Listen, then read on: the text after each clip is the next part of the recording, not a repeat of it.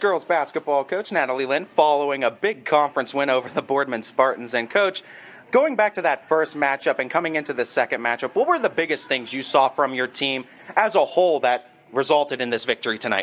The first one, which I actually forgot that happened until we were walking out of the locker room today to get on the court and play, was Ayla Ray was sick, and you could tell on the court she wasn't feeling her best and she was trying to get through it, but she just wasn't the player she has been.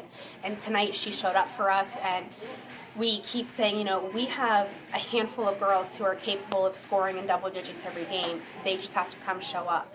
And Ayla, Destiny, Zeta did that tonight, and that was huge for us. What do you think it speaks of to your team's credibility for taking that lead late in the second quarter and just holding it through the second half entirely, despite Boardman coming in with some pressure and some runs late in the second half? We've had trouble finishing out games and keeping the big leads, like it happened to us against Mass and Washington, and I think Liberty we were able to pull back out of it from. But that's been one of our main focal points on the back end of the season is, all right, now when you get that big lead, you've got to hold it and be ready for what happens to you and keep your composure, because if you look at what happened to us against Canfield, they held their composure the whole entire time, and ultimately that's why they came out and won, even though we came back. Mackenzie Riccatelli for Boardman has career-wise always had a good game against Fitch. She had another 20-point performance tonight, but it seemed like you guys were trying to contain everything else around her. Was that one of the focal points going into tonight, or what was the kind of defensive-minded point tonight against?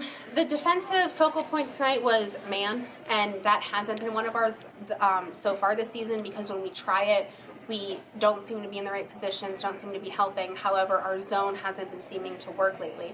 So our focal point was know where Riccatelli is at all times, and Treveri.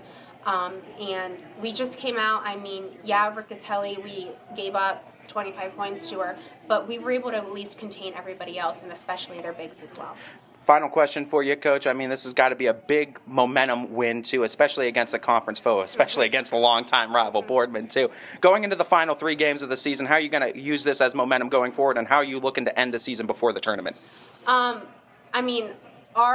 next 3 games, they're going to be rough. We have Warren Harding and Jocelyn Jordan isn't going to be there, so I just put them in the locker room. You now have to all step up, because they're going to come at you hard.